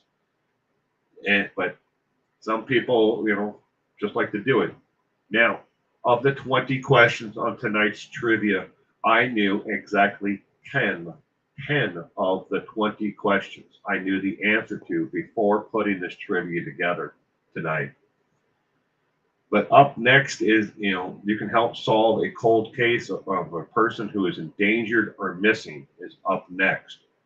So please hang out for, a couple more minutes so we can go, to that and take a look at tonight's case. Again, completely optional if you to give yourself a letter grade. All right, as I had said earlier, you may know some tiny detail about someone who has disappeared, and you look at the photo, whatever, maybe it's so minute of like, oh, I saw them get into, blah blah blah car, or I saw them walking east on this road. It could be something as tiny as that, or you had an interaction with them at a McDonald's, or you saw them, or whatever, and that could be the clue that helps crack a case. And wouldn't you want somebody else to do that for you and your family if, something like that happened? All right. And like I said earlier, I am working with the National Center for Missing and Exploited Children, NAMUS, the Charlie Project, along with the FBI. Every single one of the cases that I present here has all been documented, and everything that I'm sharing, updates or whatever, have been documented and has been confirmed by one of these 4 groups. I am not paid to promote this, and I am, by any means at all. If you want to check, and click on one of the links and leave an anonymous tip, or you want to check out other cases, go right ahead. But the Charlie Project is the world's largest database for missing people just in North America. It does not count people outside of North America. Okay, I mistakenly said it before that it was the largest database of missing people. That is not true. The largest database of missing people is Scotland Yard, but they are an independent nonprofit organization. NAMUS is the same way, nonprofit. So is Center for Missing and Exploited Children. FBI obviously is law enforcement. All right, tonight's case is Eric Louis Wells, age 36. He went missing from Fife, Washington. It is in Washington State. Fife is the name of the city. He was last seen in Yelm, Washington. That is not exactly 100% confirmed of Yelm, but that is the last place his credit card was used at a gas pump. He has been missing since the 2/16 of 2023, so a little over a year. He is 6'3", 195 to 210 pounds.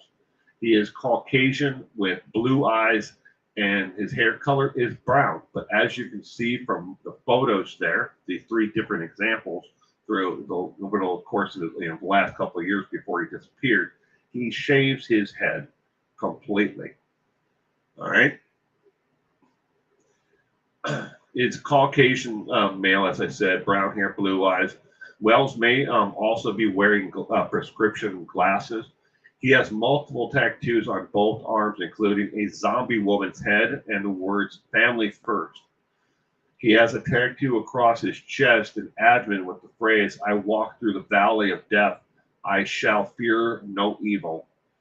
Photos of some of his tattoos I will present next year are posted in this case summary. Wells' nickname is E, like Easy E, but obviously he's Caucasian. But that is his nickname. And he may be used in the alias of Earl Downs or Jonathan Granger. All right, and these are, I know the one to the right is kind of blurry, but that is the zombie head on his forearm. But he has a complete sleeve tattoo on the other. And that's the best photos that I was able to dig up for both of these, for the tattoos. Additionally, Eric was last seen driving the car that is shown here in the photo. This is his actual car. It's a Mercedes-Benz. This car has never been found, nor has any reports with law enforcement agencies or state patrol in the U.S. The car ever been impounded, ticketed, or anything else. And you should also note that this car has never had a license plate. In Washington State, you're required to have a license plate on the front and back, but you put your tab sticker only on the rear license plate. But Eric always put the license plate that's supposed to be on the front on the dash. So it was never actually bolted to the front of the car. Again, his Mercedes-Benz has never appeared. All right, so people might wonder, well, is this a situation for chaos divers, where he may have gone into a body of water by mistake or at his own hands?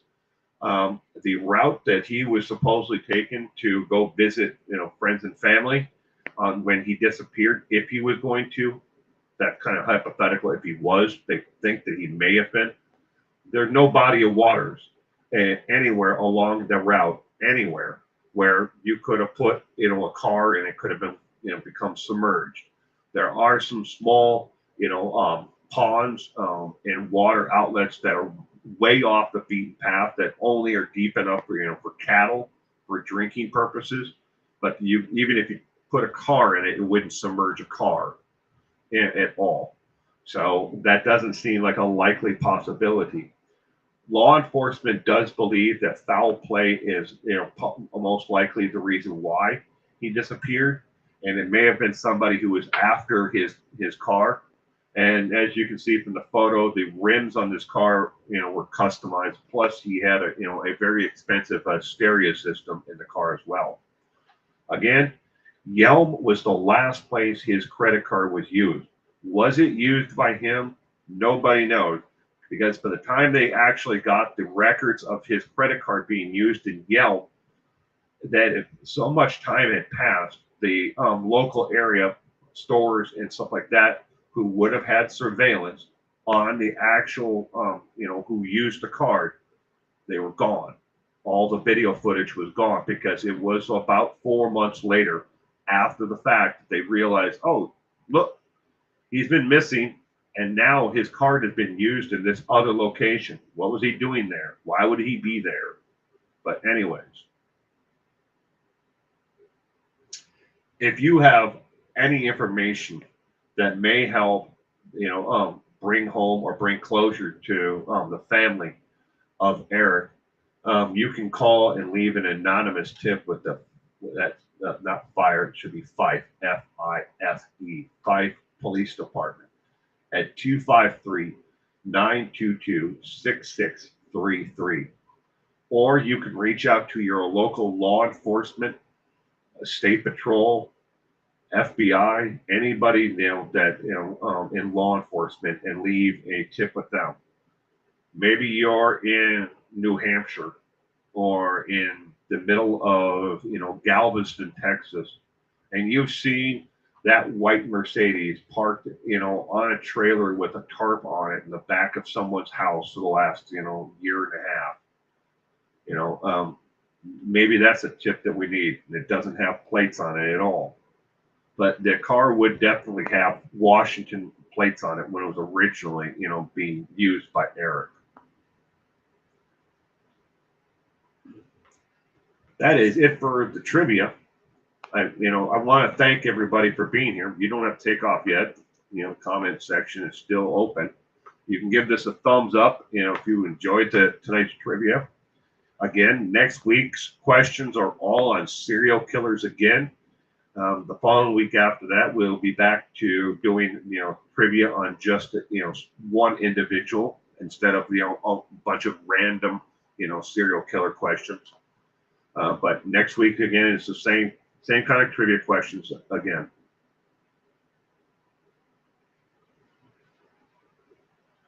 Could it have been carjackers? It could have been. We don't know, and that's the honest answer. He could have used the card, and then somebody said, "Hey, man, do you have $5? Do you have $1? Do you have change so I can use the payphone?" Whatever it might be, I don't know. You can insert your hypothetical situation. And when Eric said no, they then presented him, with a gun and said, "Hey, get in the car. You're going to drive me there anyways." And then, pistol whooped him and then shot him, or dumped his body alongside the road and took off with his car. We don't know. I don't know these people individually. I've spent a lot of time reading about their missing, stories, and reading and watching the videos of their families, pleading for someone to come forward and just leave a tip, anything. And sadly, there are a lot of people across the United States who are listed as endangered and missing that we know nothing or next to nothing about their lives. They didn't even have friends or family in the area that reported them missing. Maybe it was an employer who had listed them as missing and actually filed a missing persons report for their employee, but nobody knows what happened to them. And like I said, 1 million people a year on average in America disappear every year. Again, 70% of them leave on their own accord and are found later on. They're like, "Hey, Bob, why did you leave all your, your crap and everything back in Tucson, Arizona?" "I got tired of my life. I didn't want to be there anymore. I didn't like my girlfriend. I didn't like my situation. I didn't like my wife," or whatever the damn reason is. "I wanted to start over." People do things like that all the time. They're in that 70% that are found, later on. But then there's that 30%. They're either, foul play is involved, or we just don't know what happened to them, but they're gone. And that is an awful lot of people.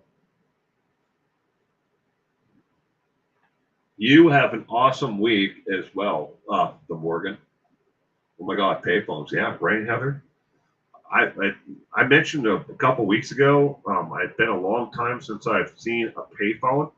And I got an email from someone. I printed it out. I don't know where it is right now, but they listed off different places that still have payphones, mainly, i.e., jails and institutions still have payphones, along with a lot of hospitals have payphones still. I did not know that. Now the payphones that would be in jails and in institutions don't take coins anymore. You have to use either a debit card or a credit card, but they still, I guess, payphones are still out there. I've never seen one in a while. I mean, it's probably been years since I've seen one, and it was in an airport, I believe, last time I saw one. Yeah, you stay safe out there too, Purple. You never know who's going to be standing next to you, and you never know who's going to be knocking on your door next.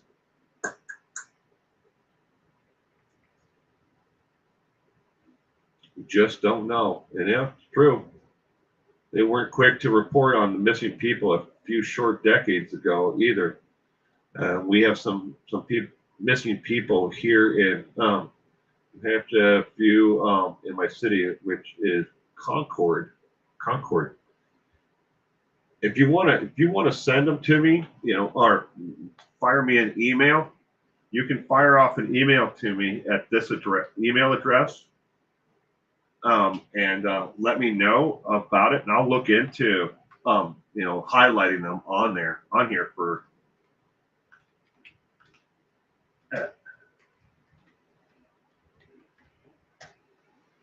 That is my email address, 411nowbusiness@gmail.com. Fire me off an email. Let me know about those who are missing in your local your local area, or anybody else. If you want to fire me an email, I'm more than happy to look into them and put them on as a profile. I got one case that's next week where it's actually two men who are missing, and only one of them has a missing persons report ever filed on it. The other man, when he went missing as well, and they've both been gone for some time now. And if his wife, his children, his adult children, none of them ever filed a missing persons report for their dad or for her husband. Nobody bothered to. They just figured he ran off on the family and didn't want to be there anymore, or whatever the reason was. But they both went missing within hours of each other from the same company. They did the same job and with the same company, and poof, one disappears, and then poof, another one disappears, and no one filed a missing persons report for the second guy. But I'm gonna that's one of them that I'm gonna have next week on trivia, after trivia. We used to call my mom Collect, and when the operator said name, we would say, "Come get me." Free for her to pick us up from where we were. Oh, that's cool, Kitty Coo. One of the missings is a girl from Concord, New Hampshire, where I went missed, where I live, went missing around 1985. The most of us in Concord didn't even hear about her car until it had been missing for 20 years. In my local area, we have a little girl. She was, I believe, 6 or 7 years of age, who up and vanished one day. She was walking to the corner store about 3 houses away from where she lived to buy candy. And she has been missing now 25 years, 20 years, like that. And multiple people outside of the U.S. have come forward and said that they are actually that little girl. And the FBI and the NIJ, National Institute for Justice, has sent people down, and they have to do DNA tests on these people to see if they really are, if they are this missing girl. And they're not. None of them have been. But nobody knows where she went. She just up and vanished one day. Somewhere between her front porch and the store, she just vanished. There's been several. She was on, what was the name of the television show? America's Most Wanted. She was on there. They profiled the case of her being missing. Unsolved Mysteries, the not the Robert Stack version, but the later cognation, of it. She was on there. It's been on several different Netflix shows, Crime and Justice, but still no answer. Just poof, gone. We used the car case. Oh, case. Yeah, it is horrible, Kitty Coo. I couldn't even imagine living through something like that happened with one of my children. I can't even imagine it. How do you go on from there?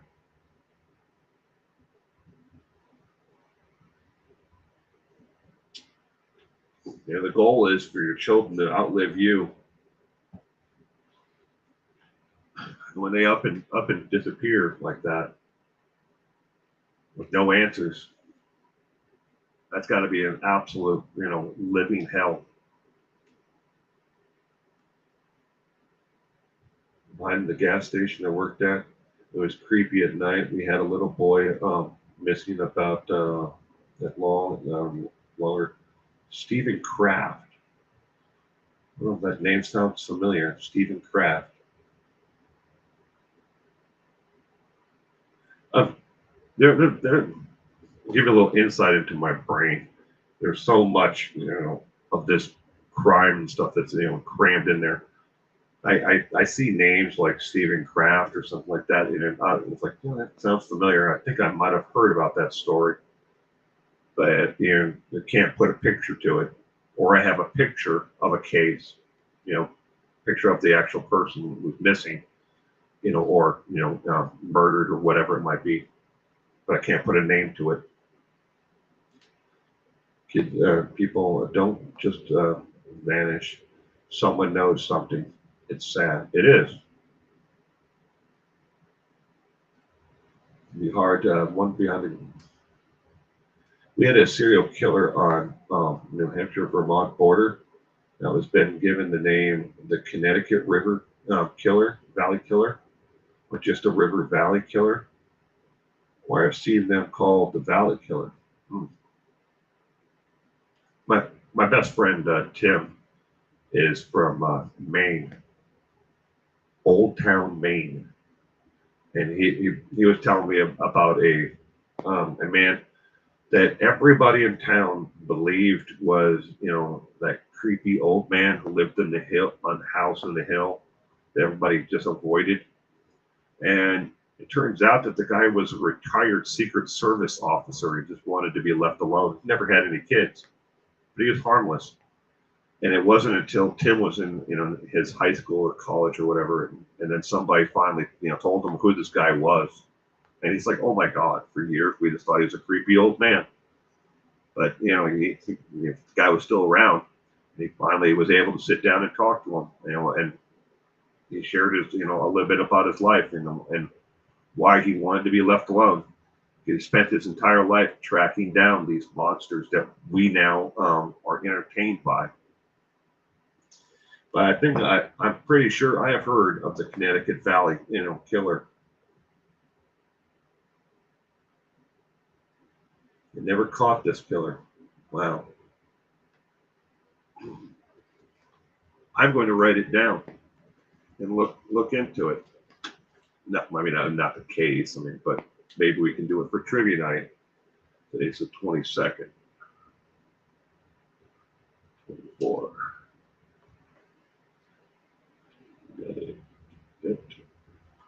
Valley Killer. CYGNAS. I keep this little black book on my table here, and people suggest things for trivia night, different subject matter, and I look into them. I'm working on 2 or 3 trivia nights always at the same time. It's like, this one fits into this category. So, as I come across questions while I'm researching for other videos that I do on my channel, and then I'm like, oh, that'd be a great trivia question. And I write it down then on pieces of paper, and then I have a whole stack of them up. And I'm like, oh, I better put these in and find out which one of the trivia nights that fit in. And as I finish them, I'm like, okay, I got 20 questions here, and I got 20 questions here. Then I go back in and I fill in the did you knows, and then add the missing person at the end, and that one's done.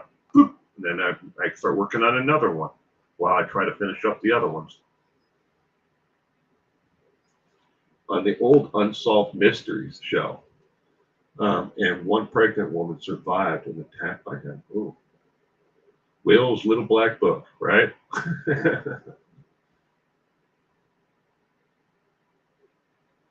Boundary between New Hampshire and Vermont. Ah. Worth looking into, though.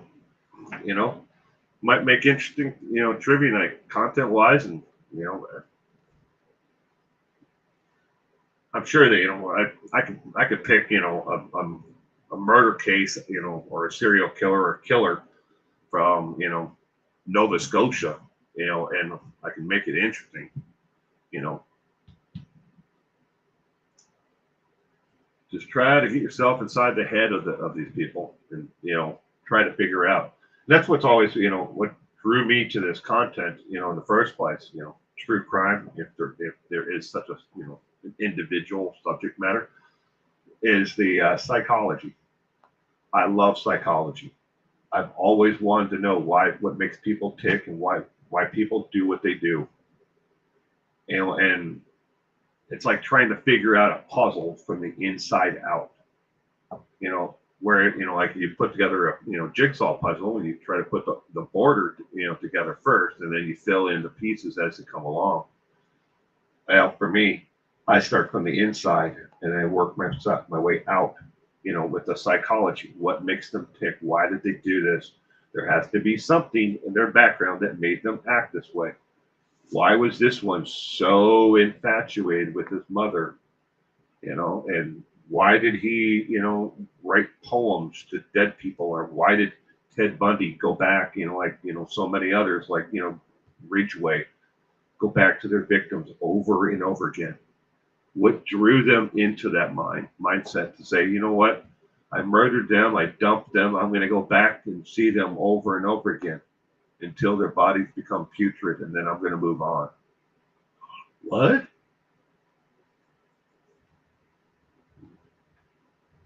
It's never ending. That is absolutely true, Kitty Q. It never ends. That's why I find that the crimes of Ed Kemper so interesting. To the outside, he just looks like a gentle giant, and he's misunderstood. But you have to understand that he was the co-ed killer, and there was so much psychology in the things that he did that were so meticulous about how he committed his crimes. That if you just take the crimes and you read them by themselves, and then you put them together, and with a picture of who Kemper is, you would never think that giant, gentle giant was the person who committed these crimes. You would think that it'd be a man of a smaller stature, someone who blended more into society. But nope.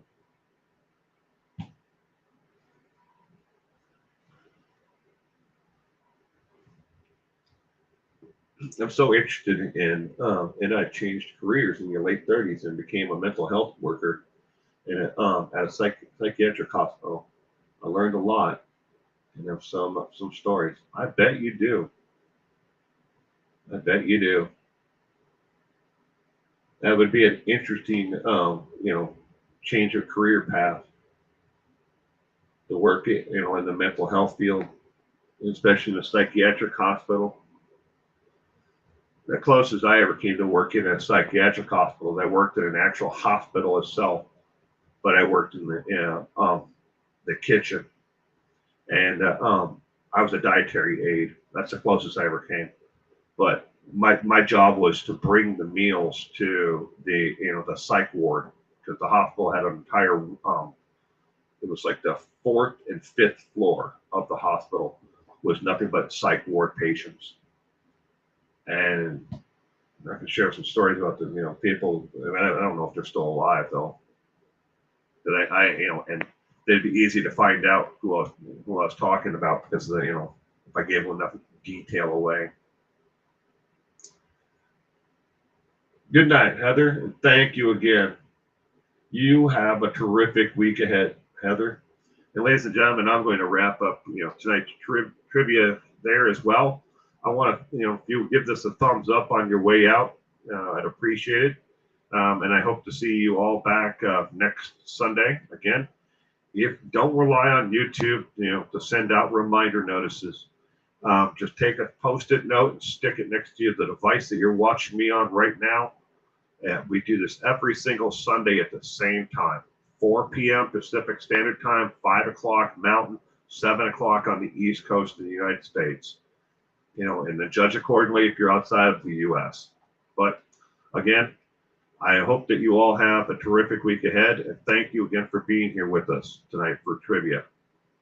And quick reminder, next week is all on serial killers again. It's a hodgepodge of different questions about different serial killers. So, all right, everyone, take care, stay safe out there. And as Purple said, you never know who's going to be standing next to you next, and you never know who's going to be knocking on your door next.